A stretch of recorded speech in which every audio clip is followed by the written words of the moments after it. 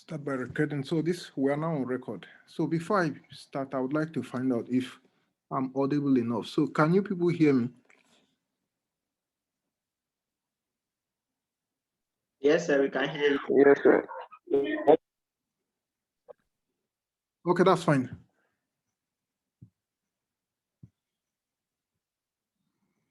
So let me share my screen.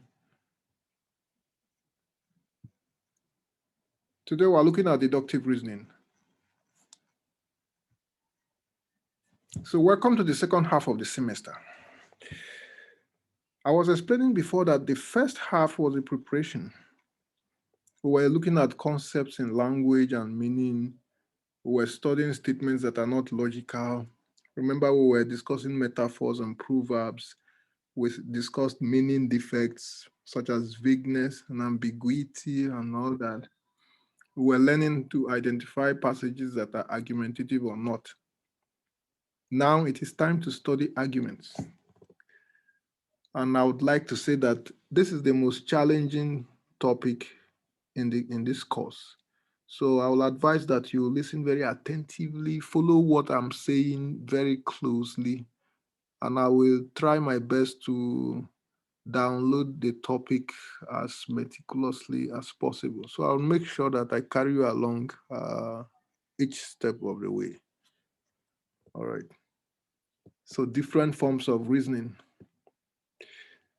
Now, arguments are also called reasoning or syllogisms, So to argue is to reason, and syllogism is the other name for argument.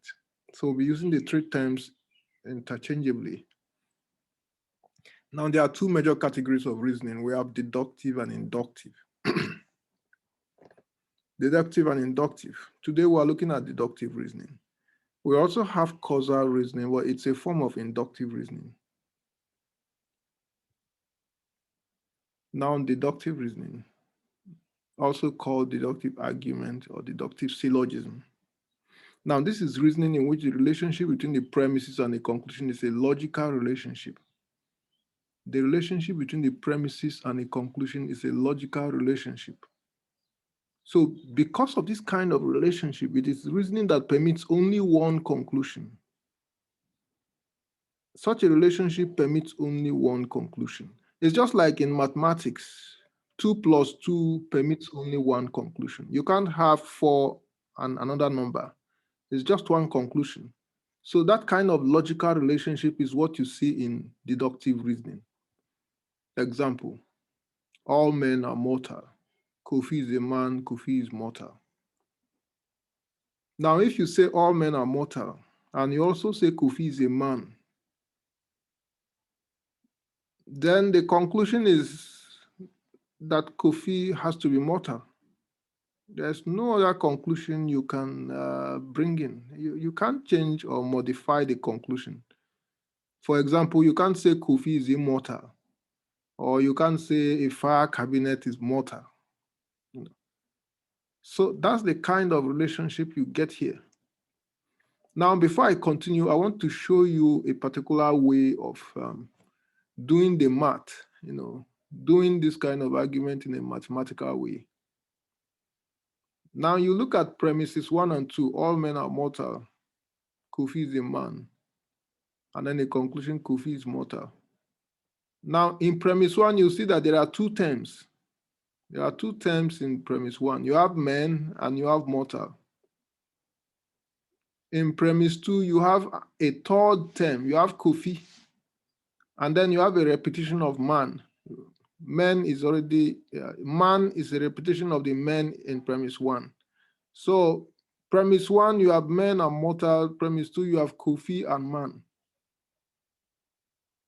Now, if you look at the two premises, you see that men occurred twice. Men as a term occurred twice. Mortal as a term occurred once. Kofi occurred once. So you have three terms. One of them occurred twice. Two of them occurred once. Now, to get the conclusion, you have to assemble those terms that occurred once in order to reach the conclusion. So that the conclusion will make sure that each term occurred twice in the whole argument. So by the time you draw the conclusion, men should be twice, mortal should be twice, Kofi should be twice. So in order to get a conclusion, which terms do you need to assemble?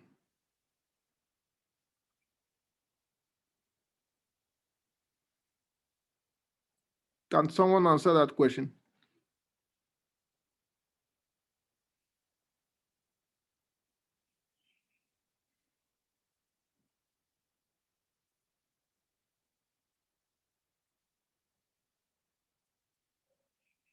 Okay, so you look at premise one, you have men and you have mortal. Premise two, you have Kofi and you have men, you have man.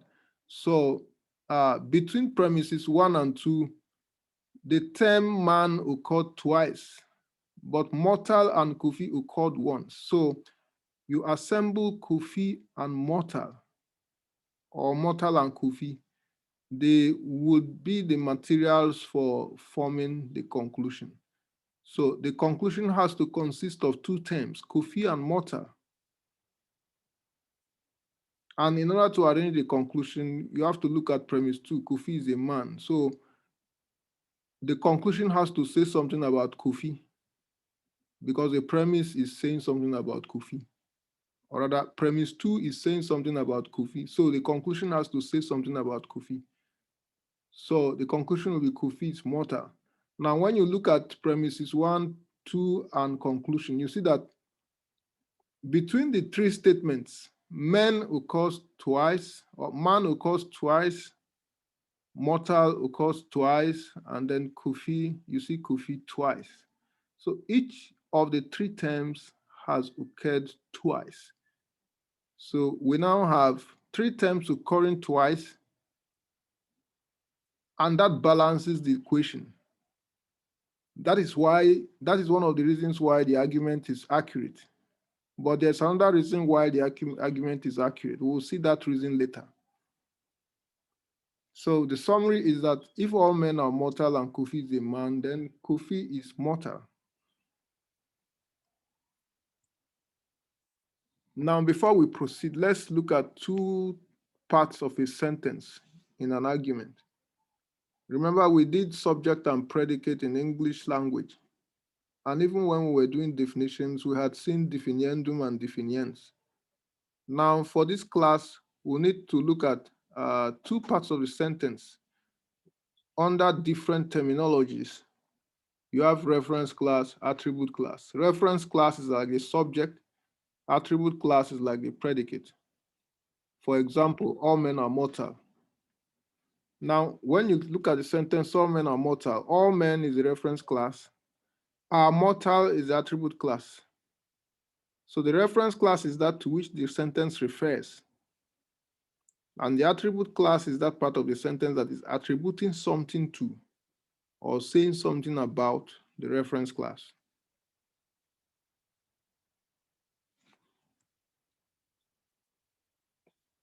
Now, coming to the reference class, there are two kinds of reference class. We have finite reference class, we have infinite reference class.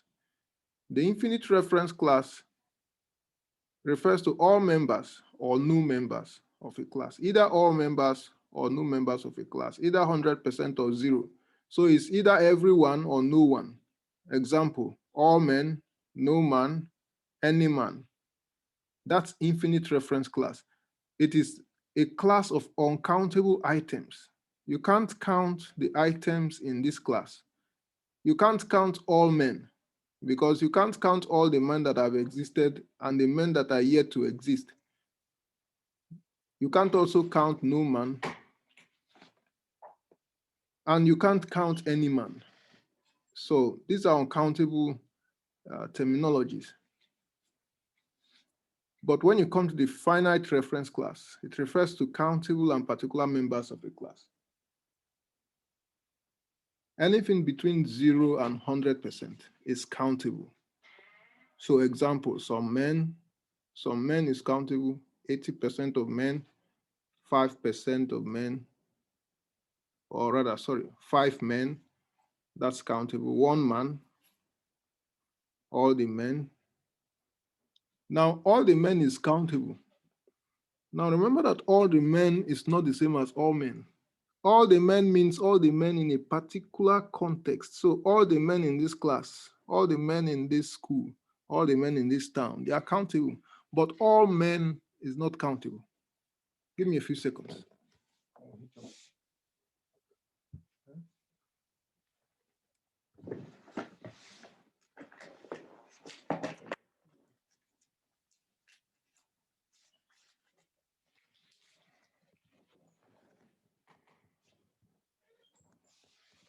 Okay, so we were saying all the men is countable, but all men is uncountable. So we have finite reference class. That's a class of countable items between 0 and 100%. And then we have infinite reference class, the class of uncountable items, either 100% or 0%, as either everyone or no one. Okay, so let's see how it works. Then we have universal and particular statements. So statements containing infinite reference class are called universal statements, whilst those containing finite reference classes are called particular statements. So example of universal statements, all men are mortal. Example of particular statements, some men drink alcohol. So universal statements contain infinite reference class. Particular statements contain finite reference class. A little exercise. Which statements are universal and which are particular? We have 4 statements here. The ones that are particular and the ones that are universal. Number 1, this table is three-legged. Is it universal or particular?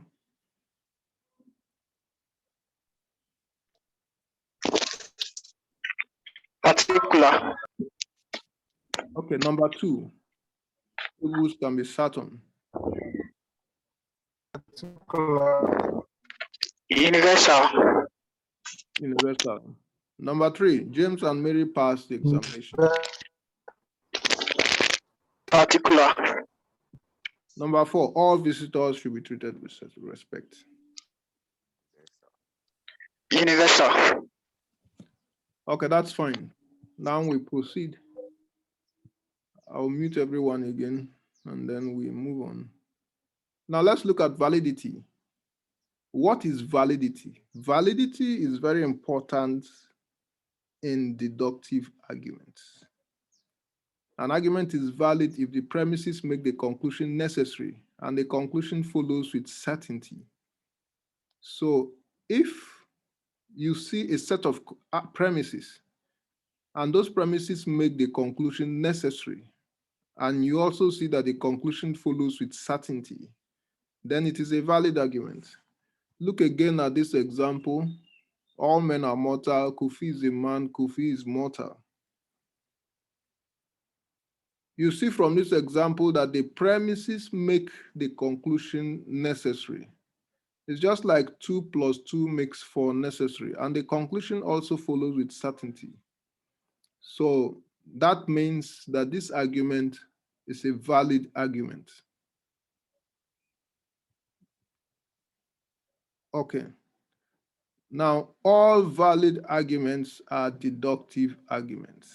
So inductive arguments are strictly not valid.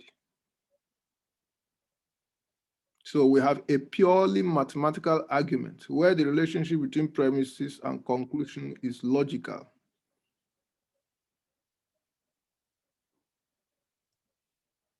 Let's compare it to an inductive argument. Now, this is an inductive argument. 95% of men are honest. Peter is a man, therefore Peter is honest. Now, when you look at this argument, do the premises make the conclusion necessary?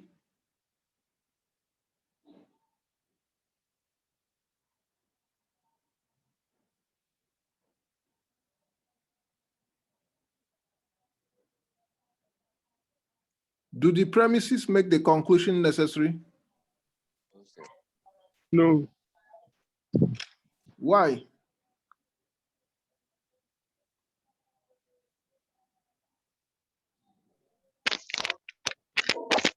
So because the statement said 95% of men are honest, it could be that Peter is honest or not honest.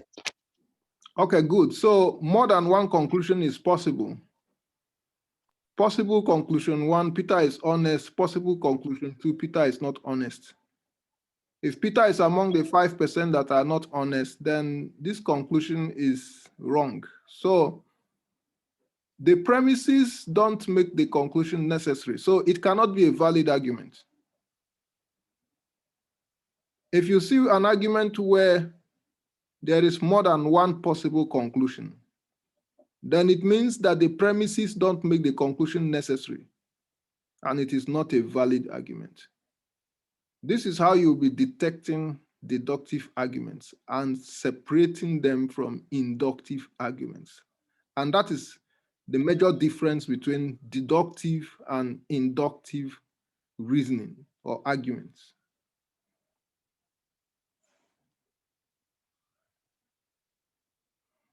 Now let's begin the most serious technicality of deductive arguments.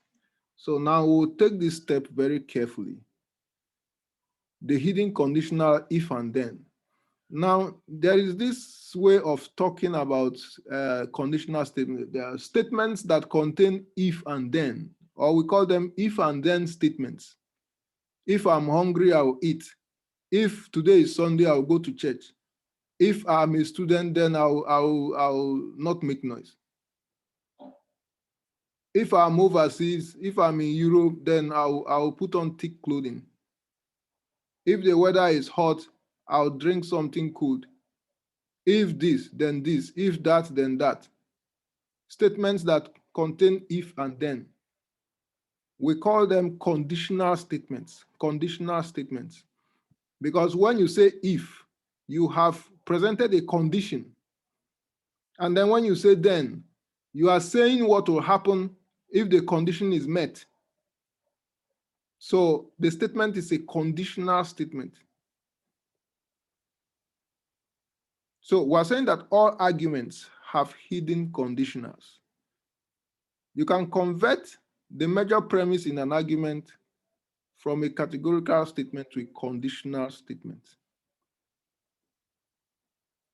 So when you look at this categorical statement, all men are mortal, you can convert it to a conditional statement. Now, if you want to convert all men are mortal to a conditional statement, how do you do it? You have to convert it to something that says if, then, all men are mortal. If something is a man, then that thing is mortal. If something is a man, then it is mortal. So that's the conditional version of the statement. So when we go back to this example, all men are mortal, Kofi is a man, Kofi is mortal.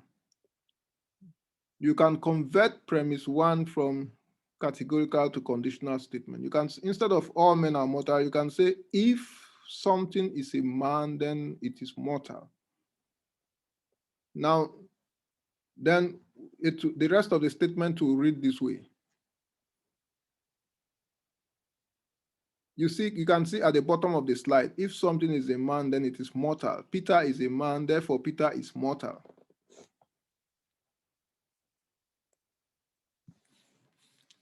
When you change an argument into a conditional version, it shows you the argument more clearly.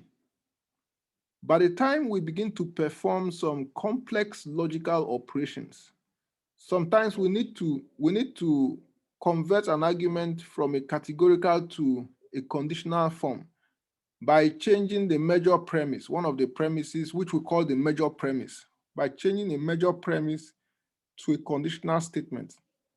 When we do that, we'll see the argument more clearly. We'll see how the argument flows. Now, we had the argument, all men are mortal, Peter is a man, Peter is mortal. But this argument, if something is a man, then it is mortal. Peter is a man, therefore Peter is mortal.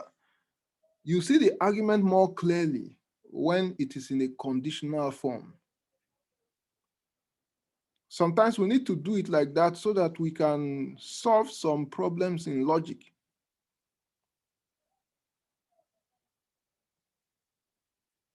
And there is normally a way of converting an argument to a conditional form. Let's go back to this simple argument. All men are mortal, Kufi is a man, Kufi is mortal. There's a way of converting it. First of all, you need to know the statement that needs to be converted. Which statement should be converted? It has to be one of the two premises. If you look at premises 1 and 2, you will see that premise 1 is the one you can convert to a conditional, not premise 2. Premise 1 is making a general argument about men. So that is the one you can convert to a conditional. But premise 2 is saying something directly about Kofi, a single man. So that one has to be that way.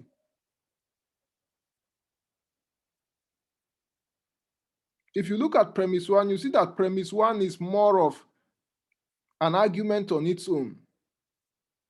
But premise 2 is a simple statement, a simple factual statement.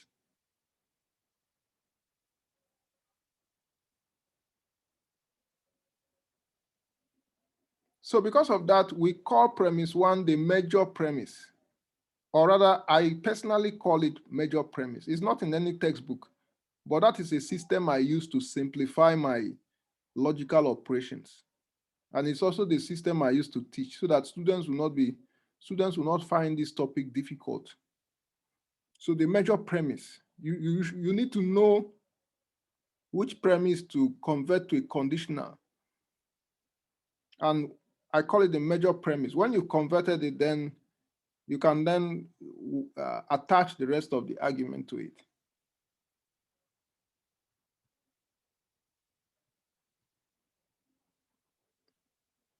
Okay, so that is why the argument is this way at the bottom of the slide. If something is a man, then it is mortal. Peter is a man, Peter is mortal. Now let's replace it with symbols. Sometimes you need to convert an argument to symbolic form so that you can see the argument more clearly. Now this is our old argument. All men are mortal, Peter is a man, Peter is mortal. Now you can represent men with A. You can represent men with A. Now remember that there are three terms. We have men or man, we have mortal, and then we have someone's name. So there are three terms. We have man, mortal, and Peter or Kofi. Those three terms, you need to represent them with symbols. So men, we can say men is A, mortal is B, Peter is X. So all men are mortal, all A's are B's. Peter is a man. X is an A. Peter is mortal. X is a B. So all A's are B's. X is an A. X is a B.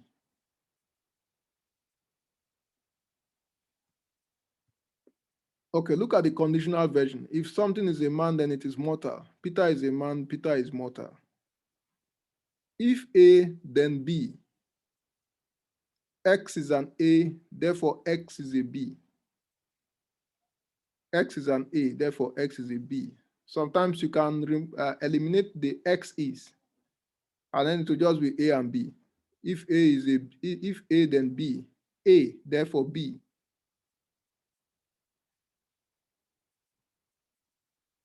Okay, now this is the last and the major technicality we use in running deductive arguments: antecedents and consequence.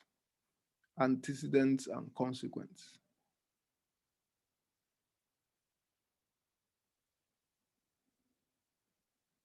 Now, I was telling you that there is a particular premise that you can convert to a conditional.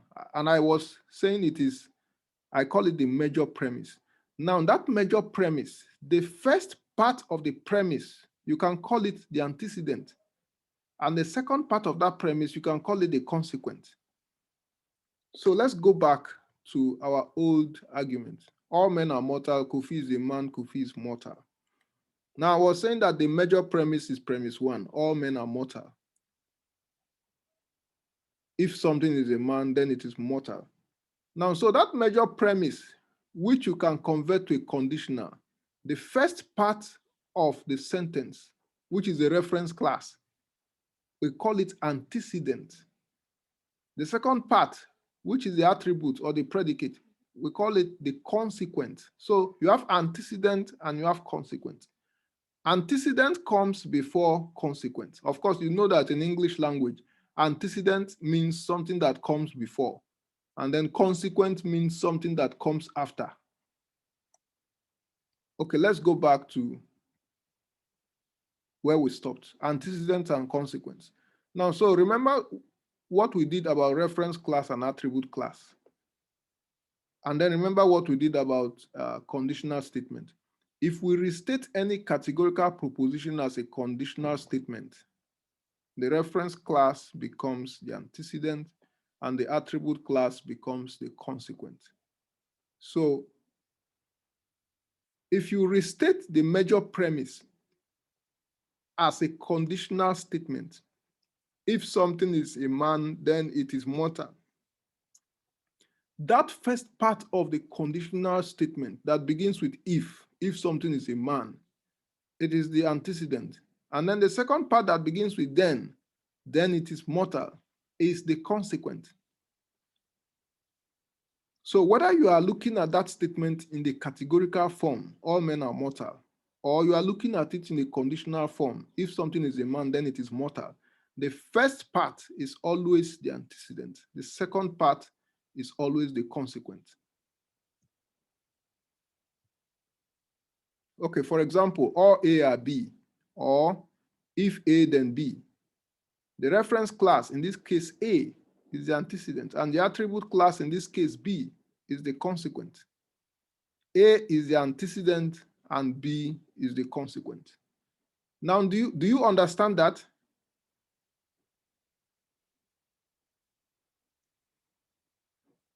Yes, sir.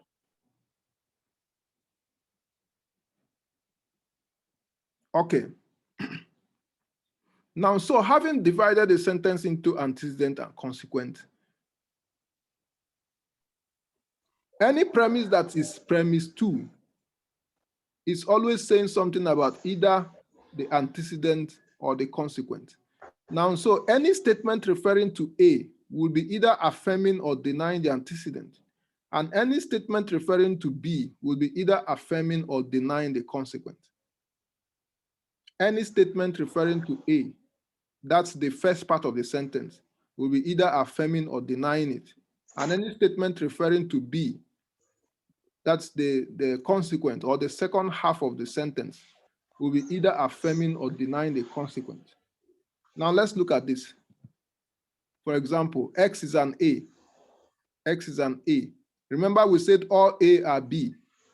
So X is an A, affirms the antecedent. X is not an A, denies the antecedent. X is a B, affirms the consequent. X is not a B, denies the consequent. Now let me take us back to our original example so that you see it.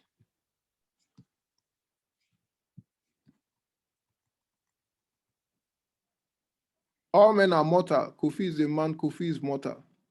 So premise 1 is a major premise. You can convert it to a conditional. If something is a man, then it is mortal. So it means the first half of the sentence is the antecedent. All men is the antecedent.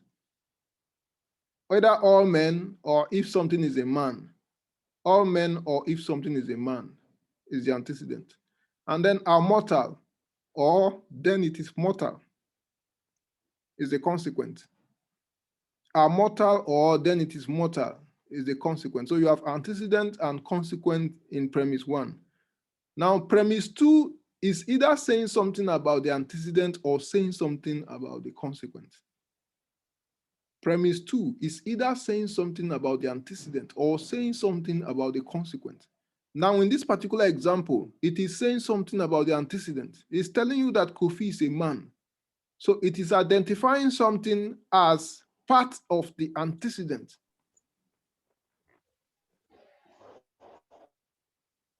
If premise 2 says that Kofi is mortal, then it is saying something about the consequent. In fact, the conclusion is saying something about the consequent. So whilst premise 2 is saying something about the antecedent, the conclusion is saying something about the consequent.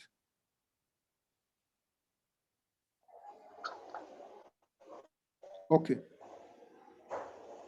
So you look at this. Sorry, I'm coming. So X is an A, affirms the antecedent. X is not an A, denies the antecedent. X is a B, affirms the consequent. X is not a B, denies the consequent. Now look at the example. This is an example of an argument where the second premise is affirming the antecedent. All A's are B's. X is an A. That is a statement that affirms the antecedent in order to reach a conclusion. X is an A, therefore X is a B. So because the second premise is affirming the antecedent, we say that the whole argument is affirming the antecedent, or it is an argument that affirms the antecedent. So this is an example of an argument that affirms the antecedent.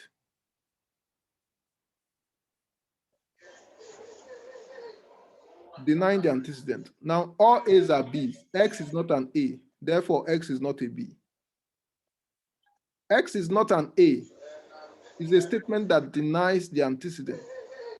So because it denies the antecedent, we say the whole argument is denying the antecedent, or it is an argument that denies the antecedent.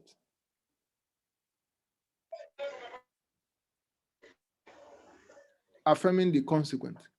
All A's are B's, X is a B. Now, because the second premise is affirming the consequent, we say the whole argument is affirming the consequent, or it is an argument that affirms the consequent. Denying the consequent. All A's are B's, X is not a B. Because the second premise is denying the consequent, we say that it is an argument that denies the consequent, or we say the whole argument is denying the consequent, or it is an argument that denies the consequent.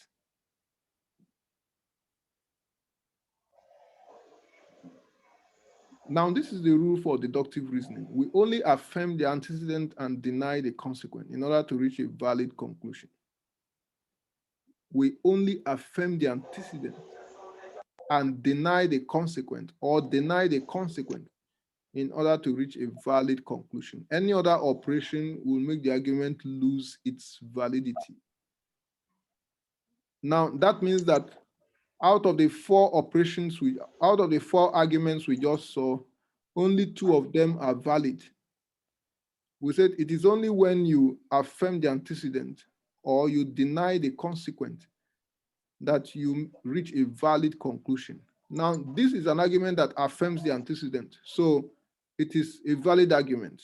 All A's are B's, X is an A, therefore X is a B. We say this is a valid argument. Denying the antecedent. So it means that this is not a valid argument. If you deny the antecedent, it is not a valid argument. And then affirming the consequent. We said you have to deny the consequent in order to reach a valid argument. So if you affirm the consequent, it is not a valid argument.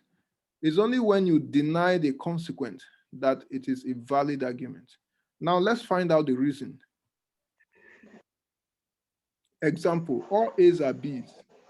X is an A, affirms the antecedent. X is a B, is a valid argument. Now let's convert it to words. All Ghanaians are Africans. Peter is a Ghanaian. It affirms the antecedent. So Peter is an African. It's a valid argument. Now, if you say that all Ghanaians are Africans, and you say that Peter is a Ghanaian, then automatically Peter is an African. It's an African. Let me mute everyone. If you say that all Ghanaians are Africans and you say that Peter is a Ghanaian, there's no way you can avoid the conclusion that Peter is an African, because the first premise says that all Ghanaians are Africans. Now let's look at a diagram. Now we have two boxes. The bigger box is Africans and the smaller box is Ghanaians. If you say that all Ghanaians are Africans and you say that Peter is a Ghanaian, then it means that Peter must be in the African box. He cannot be outside the African box. So definitely he must be an African. There's no way you can oppose the conclusion that Peter is an African. We say that the conclusion is inescapable, or the conclusion follows with certainty. So it is a valid argument. Now let's go back and see. Now let's look at it the other way.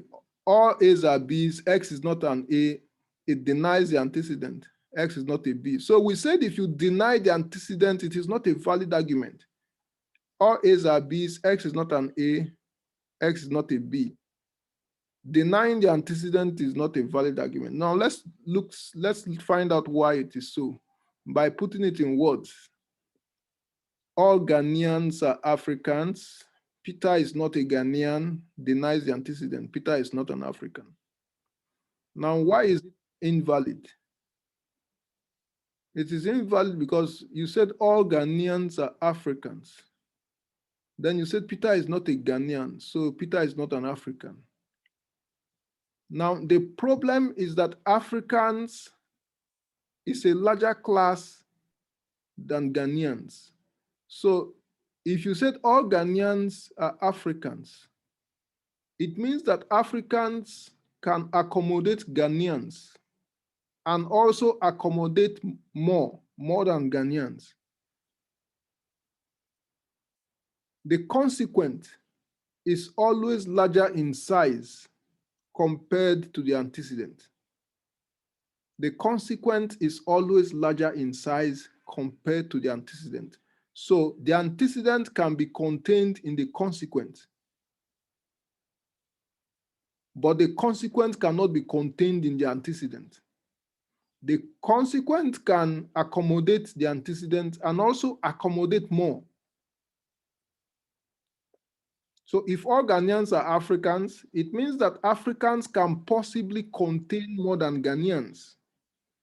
Let me repeat it. If all Ghanaians are Africans, it logically means that Africans can contain possibly more than Ghanaians. So if you say that a particular person is not a Ghanaian, you cannot on the basis of that say that he's not an African. Or you cannot prove that somebody is not an African by simply showing that he's not a Ghanaian. Now let's look at the box.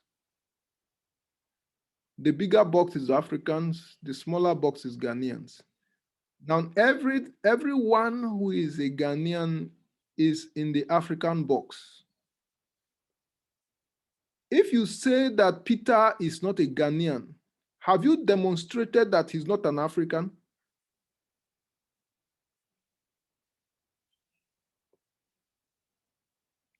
I'm asking you. No, sir. Okay, so why is the argument invalid?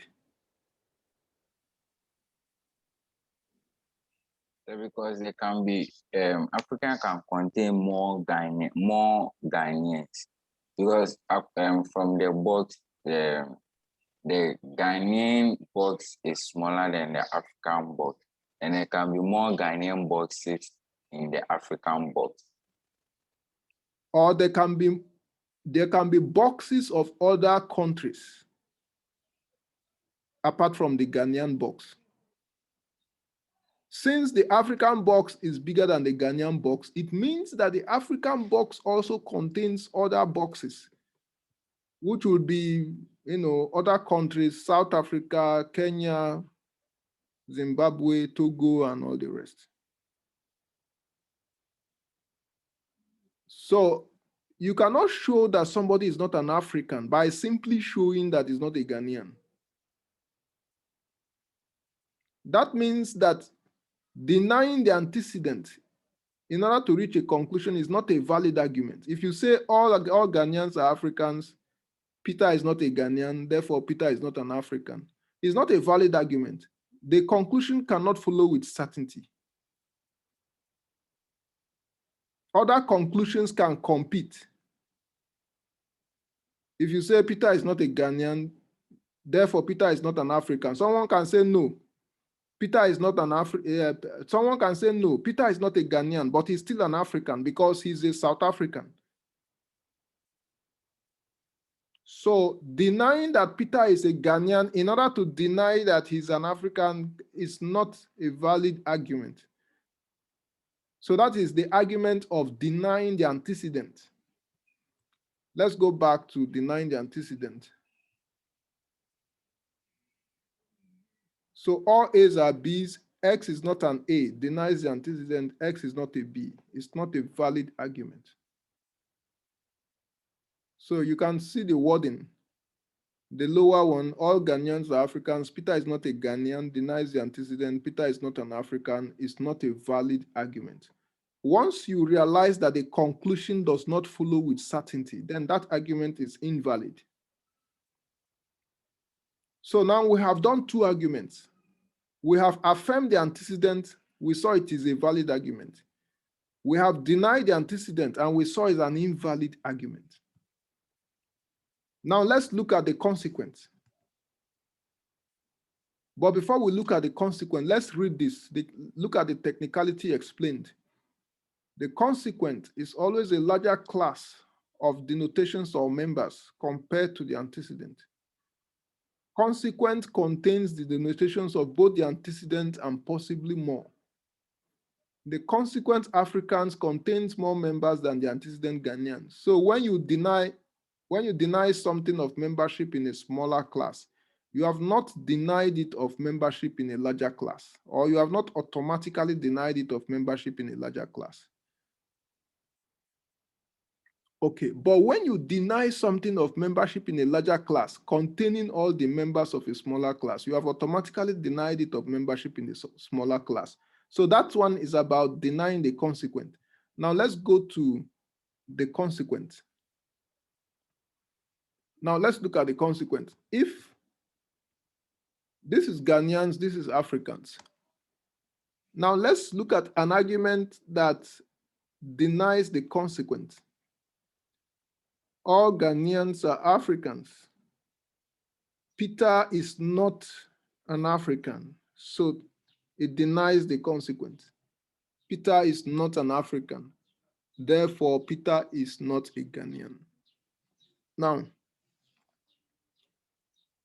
if you say that Peter is not an African, if we show that Peter is not an African,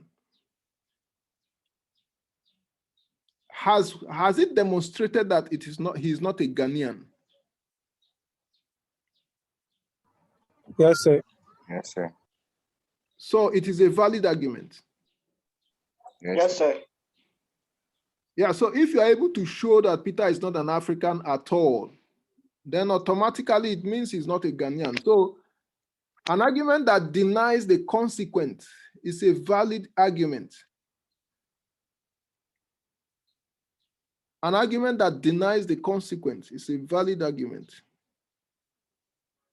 What about an argument that affirms the consequence? Now, if you say Peter is an African,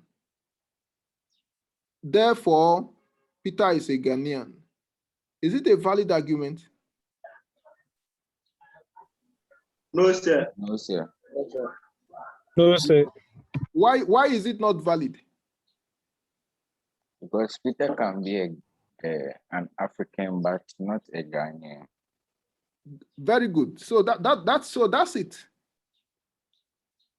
If you say Peter is an African, therefore Peter is a Ghanaian, it's invalid. The conclusion doesn't follow with certainty. So any argument that affirms the consequent is invalid.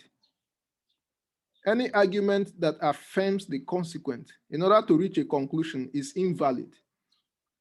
So the only valid arguments are the ones that affirm the antecedent or deny the consequent. The argument that denies the antecedent and the one that affirms the consequent are invalid.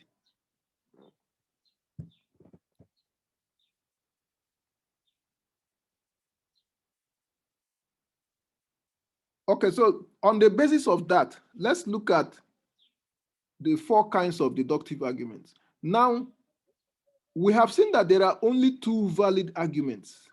Those 2 valid arguments, they have names. One of them is modus ponens. The argument that affirms the antecedent, we call it modus ponens. The argument that denies the consequent, we call it modus tollens. So both of them are valid arguments. Modus ponens is the one that affirms the antecedent. Modus tollens is the one that denies the consequent. Now, this one is modus ponens, an argument that affirms the antecedent. All A's are B's, X is an A, X is a B. All Ghanaians are Africans. Peter is a Ghanaian. Peter is an African. So modus ponens is a valid argument. Then we have the fallacy of modus ponens, or the fallacy of denying the antecedent. All A's are B's, X is not an A, S is not a B. So any argument that denies the antecedent is a fallacy because it's not valid. All Ghanaians are Africans. Peter is not a Ghanaian, therefore Peter is not an African. So we said it is invalid. So this is the fallacy of denying the antecedent. Then we have modus tollens. All A are B, X is not a B, therefore X is not an A. So all Ghanaians are Africans.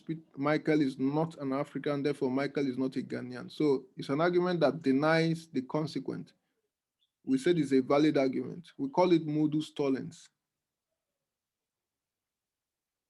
This is another example of modus tollens, denying the consequent. Now let's assume this one is all those studying in the Department of Physics are enrolled at the University of Ghana. Kelvin is not enrolled at the University of Ghana, so Kelvin is not studying in the Department of Physics. Now let's imagine that there's a debate about whether Kelvin is studying in the Department of Physics or not. Some people are saying Kelvin is studying in the Department of Physics. Other people are saying Kelvin is not studying in the Department of Physics.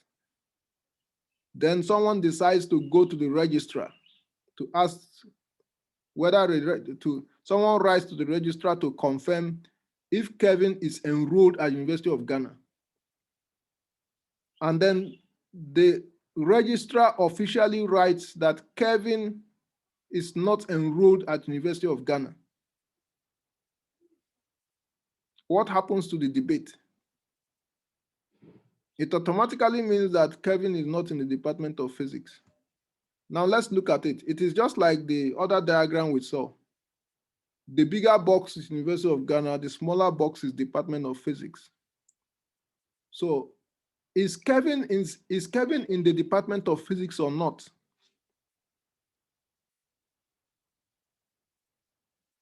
If you can deny that Kevin is enrolled at the University of Ghana, then automatically you have denied that he's in the Department of Physics.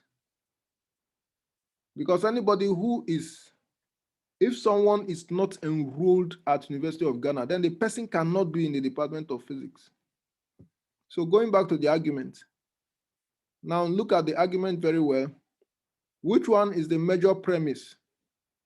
And when you come to the major premise, what is the antecedent and what is the consequent? Someone can answer that.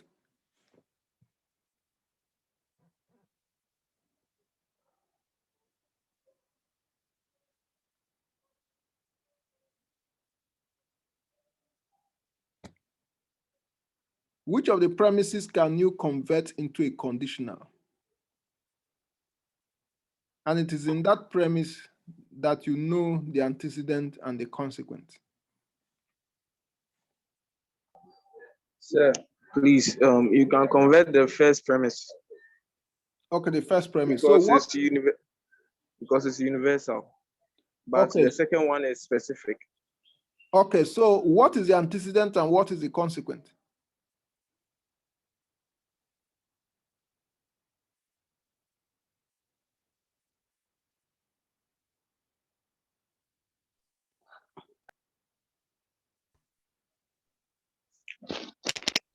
The antecedent is all those studying in the Department of Physics.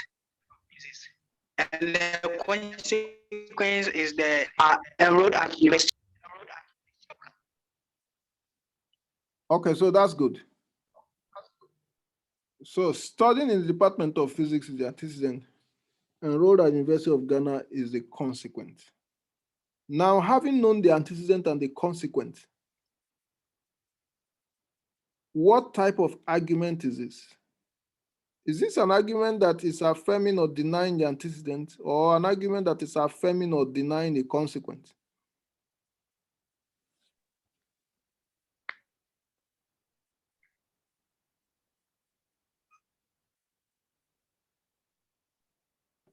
Denying the consequence. Okay. So it is an argument that denies the consequent.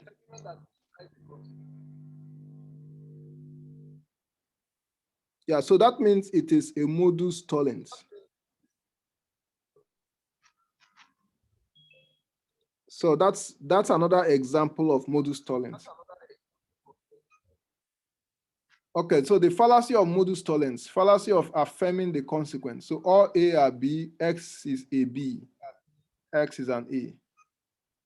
So this one is a fallacy, affirming the consequent. Let's look at it in words. All Ghanaians are Africans. George is an African, therefore George is a Ghanaian. So we said this is invalid. So it is a fallacy of affirming the consequent. So this is the explanation.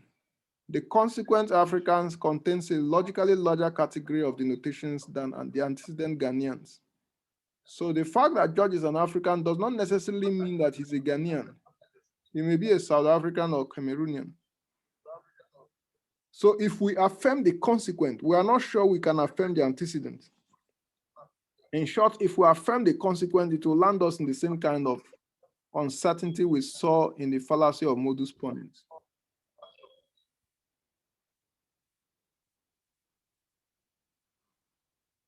Now let's look at another form of the fallacy of modus tollens. All A are not B. X is not a B. Therefore, X is an A. Now, does this argument affirm or deny the consequent? Someone should answer that.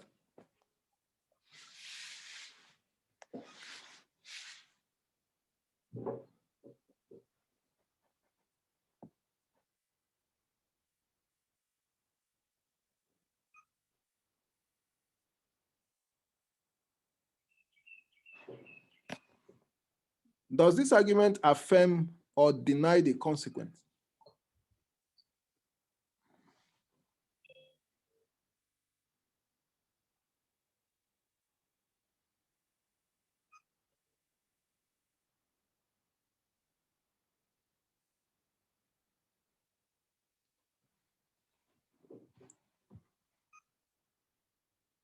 Naturally, you'll be tempted to say it denies the consequent because the second premise says X is not a B.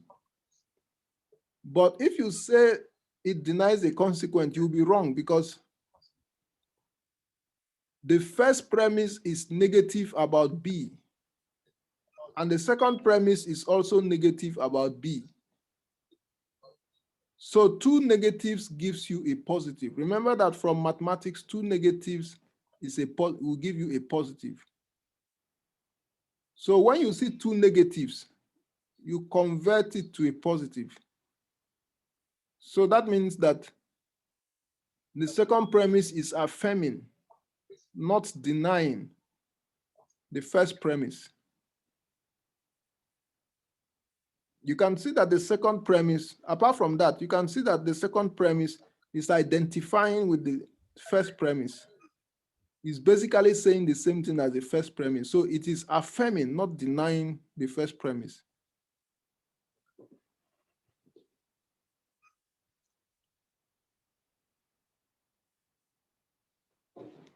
So that means that this is an argument that affirms the consequent. It's not an argument that denies the consequent.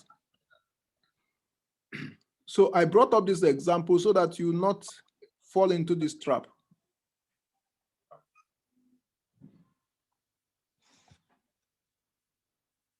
Let's put it in words. All human beings are not goats. X is not a goat, so X is a human being. So does this argument affirm or deny the consequent? It affirms the consequent. Because you have not goats in premise 1, you also have not a goat in premise 2. So not goat, not goat, not goats, not a goat, you know, it's an affirmation. Both of them are identical, so that's an affirmation.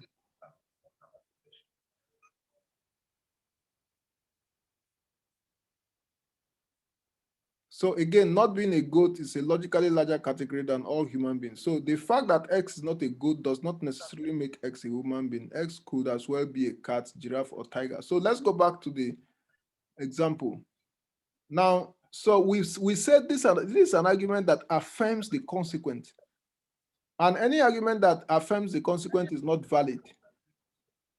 So can you tell me why this argument is not valid?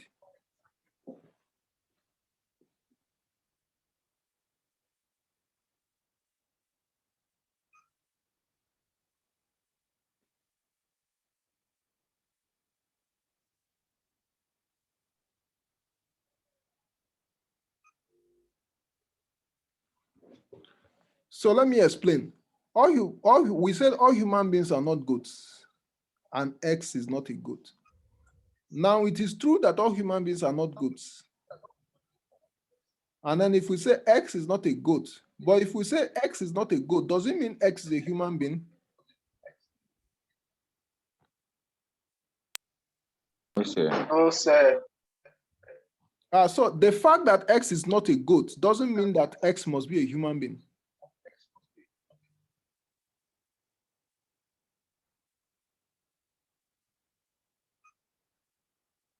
So the argument is invalid. And so anytime you see an argument that affirms the consequent, it can't be a valid argument.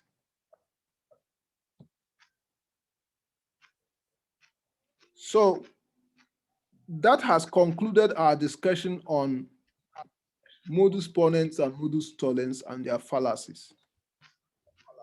Now we want to look at the third kind of hypothetical syllogism. Now, modus ponens is the first kind of deductive argument. Modus tollens is the second kind of deductive argument. And then the other two operations are their fallacies. Now we want to look at the third kind of valid deductive argument. We call it hypothetical syllogism. An argument where the consequent of an initial or first premise becomes the antecedent of a second or subsequent premise. So in this argument, the consequent of a premise becomes the antecedent of the next premise. This is an example. All A are B, all B are C. Now you notice that the consequent of the first premise has become the antecedent of the second premise. Yes, sir. And you can see the consequent of the second premise. The consequent of the second premise is C. Now C can become the antecedent of a third premise. So if you are to add a third premise, it will be all C are what? All C are D. And then if you are to add a fourth premise, it will be all D are E. And it can continue like that down to Z. So you have all A are B, all B are C, all C are D, all D are E, all E are F, all F are G, all G are H. And it will continue until all Y are Z. And then the conclusion. The conclusion pairs the very first antecedent with the very last consequent. Now, so look at the look at the last two sentences.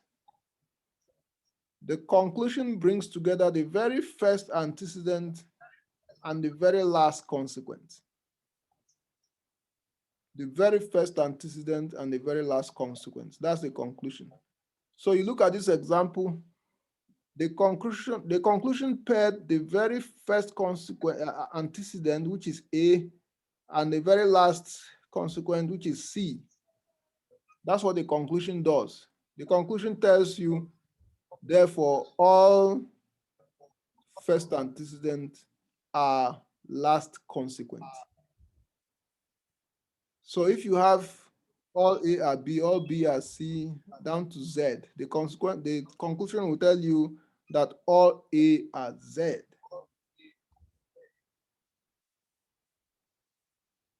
Let's look at it in words. All Ghanaians are Africans, all Africans are human beings, therefore all Ghanaians are human beings. So this is all A are B, all B are C, therefore all A are C.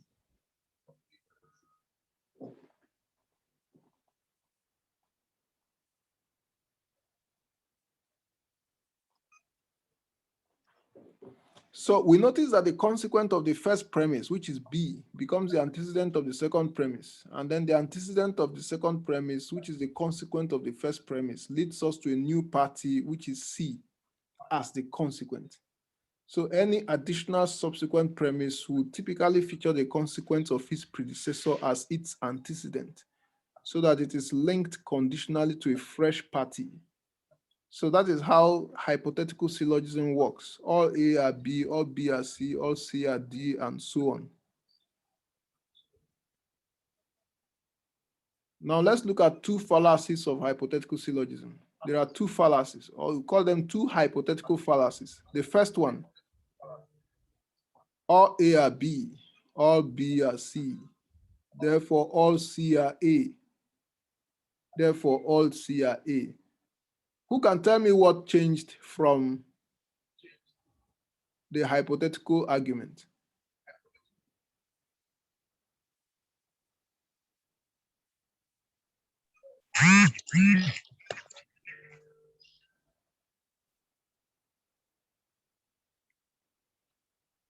What is the difference between the hypothetical argument and this argument? What changed in this argument from the hypothetical argument?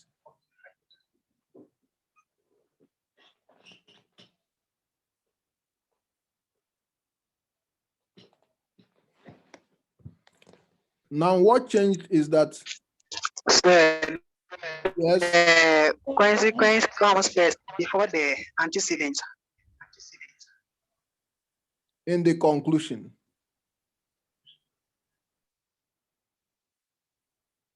So the conclusion exchanged the first consequent, the first antecedent to the last consequent. So instead of all A are C, you see all C are A. Now that's a fallacy. Let's put it in words. All Ghanaians are Africans. All Africans are human beings. Therefore, all human beings are Ghanaians. So that's a fallacy.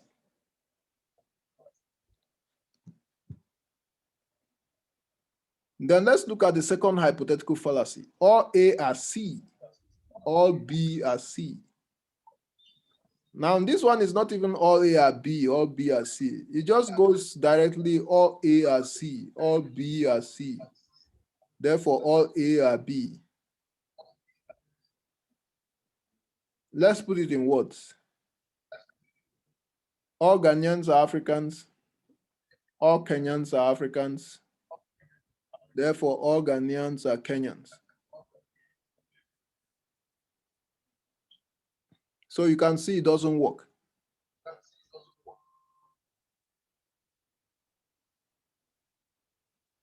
Sometimes it is true by accident. But if it is true by accident, it doesn't mean that it is true by design. Now look at this example. All Ghanaians are human beings. All Africans are human beings.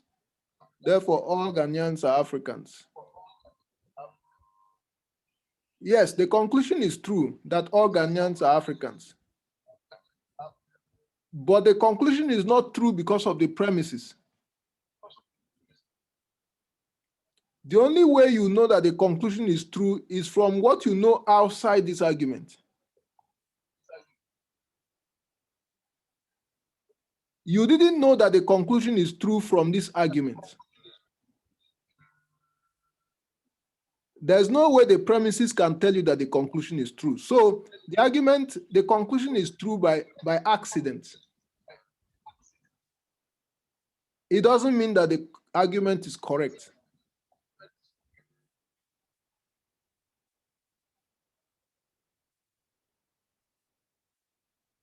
Now let's look at disjunctive syllogism. So this is the last kind of deductive argument. A syllogism where the main premise is a disjunctive, either or. When we affirm something of any of the disjunctive items, then we have automatically denied it the other disjunctive part. Example, either A is true or B is true. A is true, so B is false. Or either A is true or B is true. B is true, so A is false. Put it in words. Either I became a reverend father or I got married. I got married, so I did not become a reverend father. Either I became a reverend father or I got married. I became a reverend father, so I didn't get married. So a little exercise.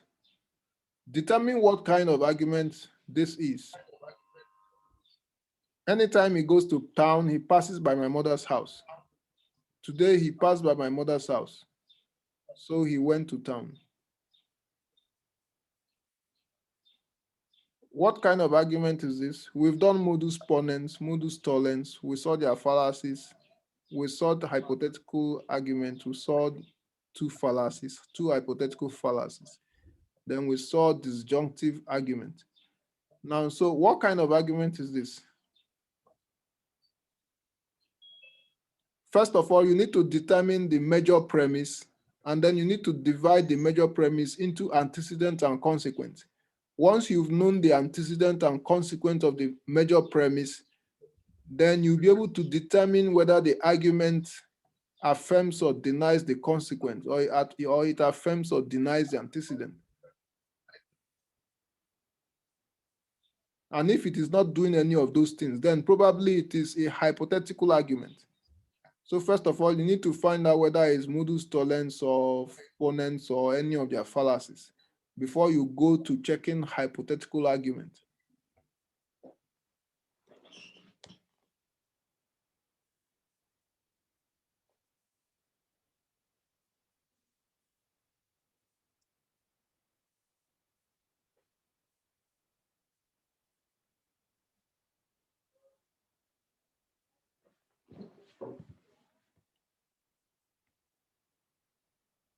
Which one is the major premise?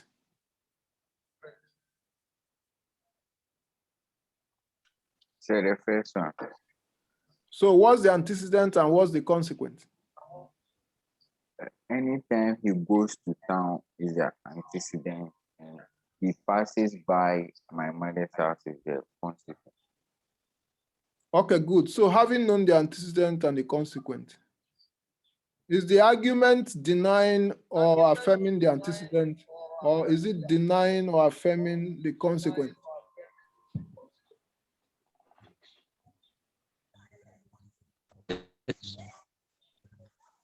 That is affirming the antecedent. It is affirming what? The antecedent. Today he passed by my mother's house.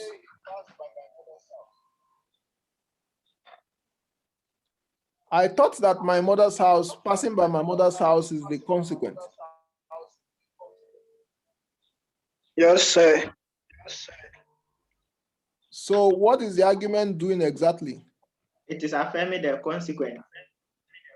So is it a valid or invalid argument? It's an invalid. Yeah, it's invalid. So please, can someone explain why it is invalid?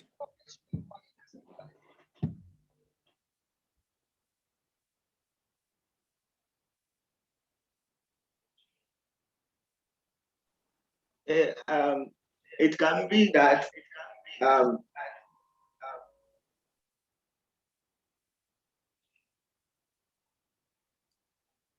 It can be that he didn't go to town, but he passed by his mother's house. Yes. The fact No, they spend on things that they know the value. I'm a dog, I did now what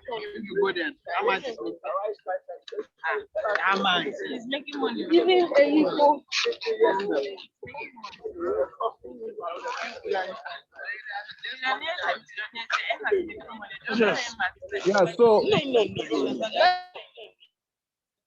yeah, so one person has to talk. So Francis Opoku.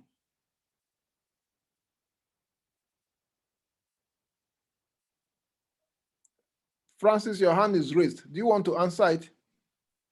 Or Sir, explain why it is invalid?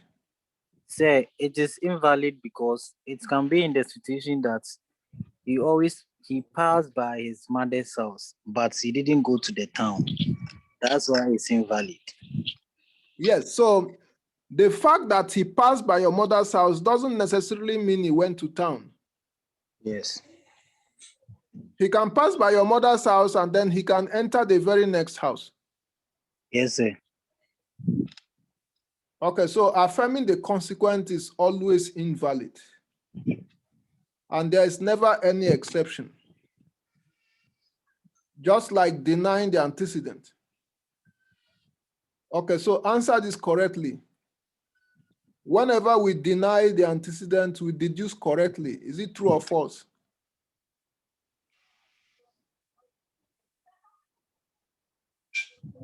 False. False. False. Okay, we deduce correctly when, okay, number two, we deduce correctly when we affirm the consequent. True or false? True. True. Number three, we deduce correctly when we deny the False. consequent. True or false? False. False. We deduce correctly when we deny the consequent. True or false? True. True. True, sir. Okay, so that's true. Number four, we deduce correctly when we affirm the consequent. True or false? False. False. Okay, that's good. So that means that by now you have become conversant and proficient in deductive arguments. And at this point, it is not likely that you can fail an examination on deductive reasoning. But you need to go back to your textbooks and do the exercises there on deductive reasoning so that you internalize it very well and properly. Now let's look at validity versus soundness. Now, so an argument could be valid, but it is not sound. Let's look at the explanation. The four types of deductive syllogism are four ways of making deductively valid arguments. So modus ponens, modus tollens, hypothetical syllogism, and disjunctive syllogism. So there are four ways of making deductively valid arguments. The four of them are valid arguments. A valid argument is an argument whose premises are logically consistent with its conclusion. The premises of a valid argument necessarily imply its conclusion. in the manner that it is impossible to deny the inference without running into self-contradiction. So you cannot deny a valid argument unless you want to contradict yourself. An invalid argument is an argument whose premises do not logically imply the conclusion. So we saw the inductive argument about 95% of men being honest. So that's an invalid argument. And then all the arguments that deny the antecedent, or the arguments that affirm the consequent, all of them are invalid. Then the two hypothetical fallacies are invalid. An invalid argument is an argument whose premises do not logically imply the conclusion. The relationship between the premises and the conclusion is not that of logical necessity. You can proceed to deny the conclusion of an invalid argument without contradicting yourself. Now, all the invalid arguments we have seen, we call them formal fallacies. Formal fallacies. So, denying the antecedent is a formal fallacy. Affirming the consequent is a formal fallacy. The two hypothetical fallacies are also formal fallacies. So, the fallacies of deductive reasoning are called formal fallacies. It is good to know this because by next week, we'll be discussing informal fallacies. So you need to know the difference between formal and informal fallacies. Now, an argument can be valid but not sound. Now, this argument is valid, but it is not sound. All human beings are immortal. Peter is a human being, so Peter is immortal. Is it valid? No, sir. It is valid because Yes, sir, it's valid. it's valid because it affirms the antecedent. Yes, sir. It followed the rules correctly, irrespective of the particular word information it is carrying. So whether the information is true or false, it followed the rules and it affirmed the antecedent. So it is a valid argument. But the argument is not true because the information in the argument is false. So the conclusion is not true. Peter is immortal is not true. And the reason is that it started from premise one. So if you look at premise one, all human beings are immortal. So that is not true. And that falsehood affected the conclusion. So this is a valid argument. It's a valid modus ponens, but it is not a true argument. So because it is valid but not true, we say it is not sound. Any argument that is valid but it is not true is not a sound argument.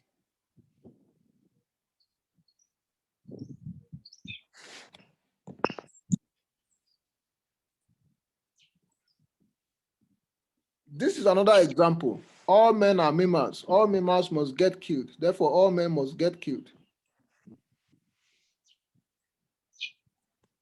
First of all, what kind of argument is this? Is this modus ponens, modus tollens, or fallacy of modus ponens or tollens, or is it a hypothetical argument?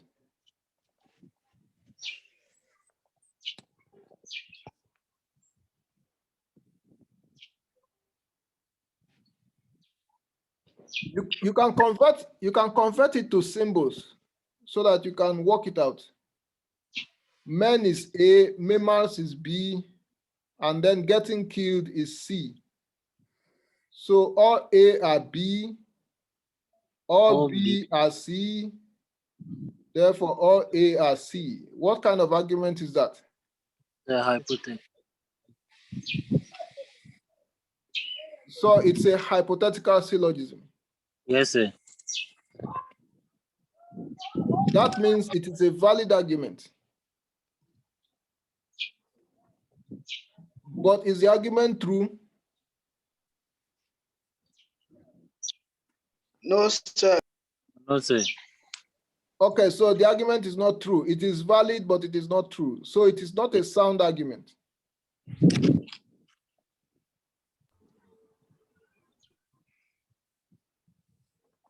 Then we have invalid argument with true conclusion.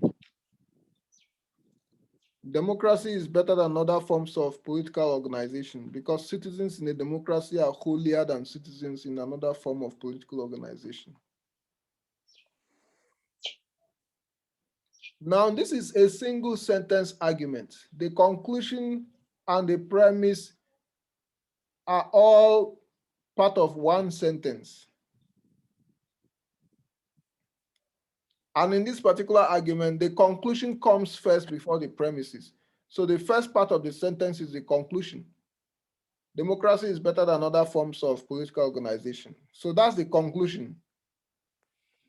And then the premise is because citizens in a democracy are holier than citizens in other forms of Political organization. So the conclusion, we regard the conclusion as true. We regard the conclusion as true. But is it true because of the premise?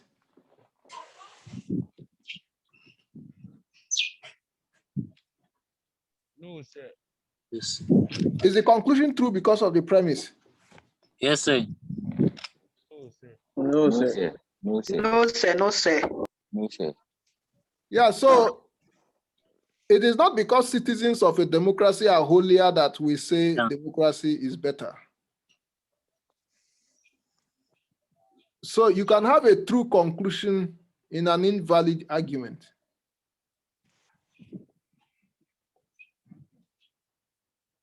An argument can arrive at a true conclusion in an invalid manner. And look at the last sentence in the slide. True conclusion alone does not make an invalid argument correct.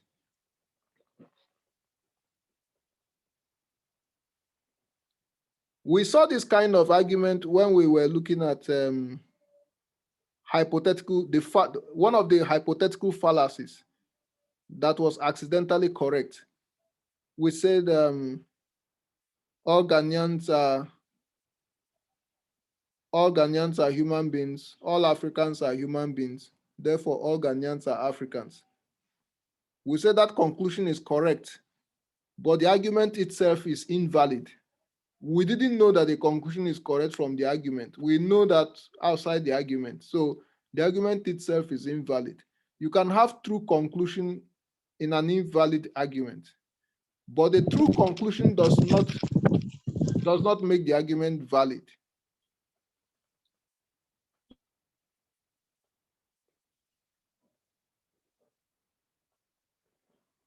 Then we have valid and sound. To be sound, all the premises in a valid argument must be true. So the argument has to be both valid and true. All men are mortal. Peter is a man. Peter is mortal. This argument is valid because it's a modus ponens. And the argument is also true. So because the argument is valid and true, we say it is a sound argument.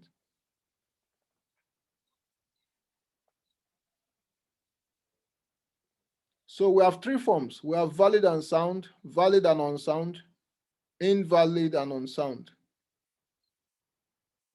So another example of valid and sound. All snakes are reptiles. Cobra is a snake. That's true. Therefore, cobra is a reptile. So it is true. It is valid because it follows the correct rule for deductive reasoning, affirming the antecedent. And it is true because all the premises are true. Valid and unsound. All snakes are reptiles. That's true. Mosquitoes are snakes. That's false. Therefore, mosquitoes are reptiles. That's false. First of all, what type of argument is this?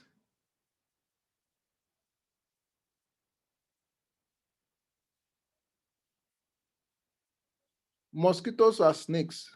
That affirms the antecedent. So this is a valid modus ponens. So it's a valid modus ponens, but the argument is not sound. So it is valid because it follows the correct rule of deductive reasoning, affirming the antecedent, but it is unsound because one of the premises is not true. Then we have both invalid and unsound. An argument that is invalid, and then all the premise, the information is also incorrect. All snakes are reptiles, that's true. Mosquitoes are reptiles, that's false. Therefore, mosquitoes are snakes, that's false. Now, what kind of argument is this? Mosquitoes are reptiles. That affirms the consequent. So affirming the consequent is an invalid argument. And then the information in the argument is wrong. Mosquitoes are not reptiles, and mosquitoes are also not snakes. So it is invalid because the argument affirms the consequent. It is unsound because one of the premises is not true. Is an invalid but sound argument possible? No. An invalid argument is unsound, even if the premises and conclusion are all true. All Ghanaians are Africans. Kofi is an African, therefore Kofi is a Ghanaian. This is an argument that affirms the consequent. So it is invalid. And an invalid argument cannot be sound. So technicality, validity is needed for soundness. So for something to be sound, it has to be valid. But soundness is not needed for validity. So something can be valid but not sound. Validity can stand alone. Some arguments are valid but not true.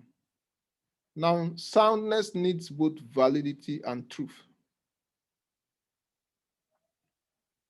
Now, a little exercise. Identify the missing premise in each of the following deductive arguments. Now, there is a missing statement in this argument. All military men play football. Bob plays football. What is the missing premise?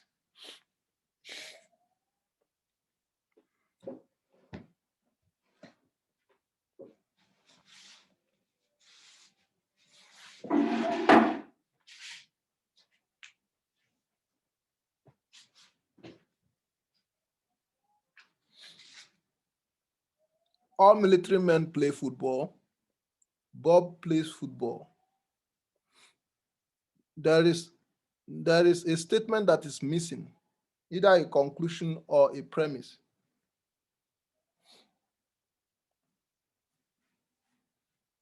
The conclusion.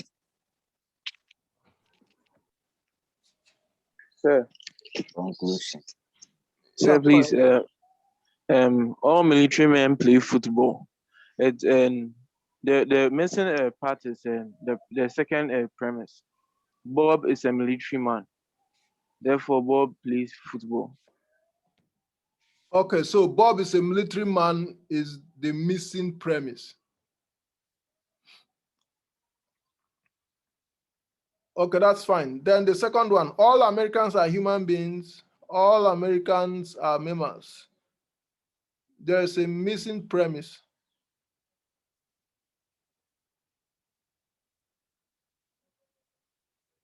The first premise is all human beings are mammals.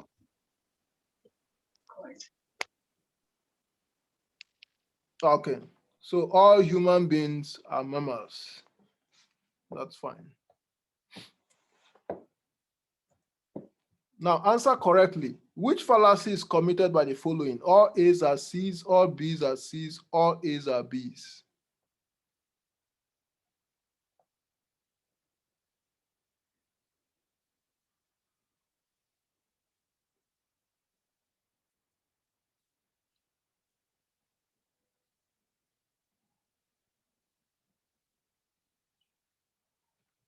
Now let's put it in words. All Ghanaians are human beings. Or rather, all Ghanaians are Africans. All Kenyans are Africans. Therefore, all Ghanaians are Kenyans.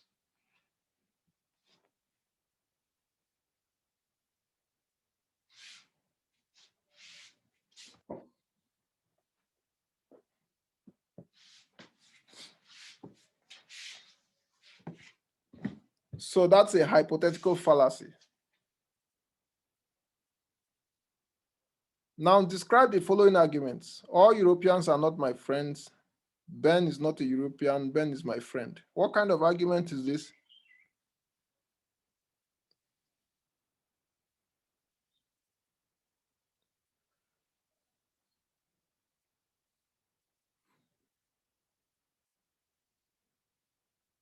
If you want to solve this problem better, you can change the first premise. So instead of all Europeans are not my friends, you can say no European is my friend. So look at the second argument. No European is my friend. Ben is not a European. Therefore, Ben is not my friend. What kind of argument?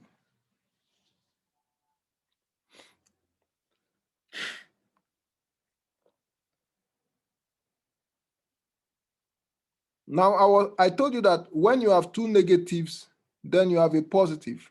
If you have two negatives, you have a positive. So if you are to cancel the negativity in the two premises, then the second premise will be Ben is a European.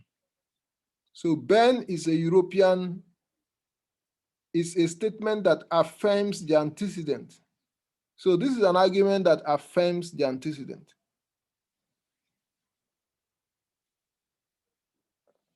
But if you didn't solve that problem, you say that it is an argument that denies the antecedent.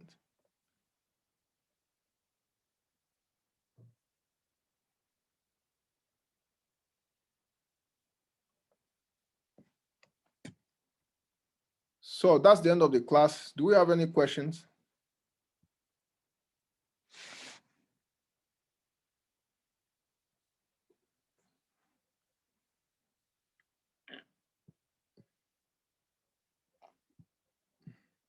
If you have any questions, you can raise your hand. Although I think the course is very detailed.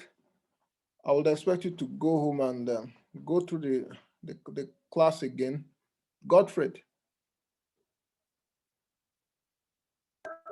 Sir. Hello, sir. Yeah, go ahead. Hello, sir.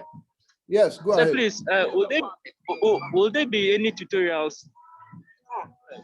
Yes, you can arrange it. You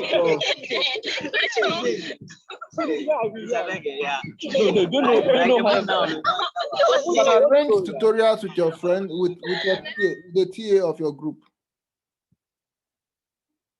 Yeah, you can always arrange tutorials with the TA of your group.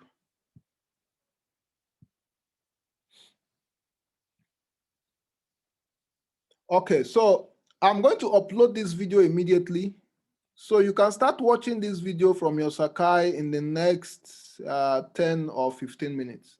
So I'm going to leave you right now to enjoy your weekend. We are going to meet next week, Thursday, by the same time for inductive reasoning. So until then, I wish you the most productive week. Okay, goodbye.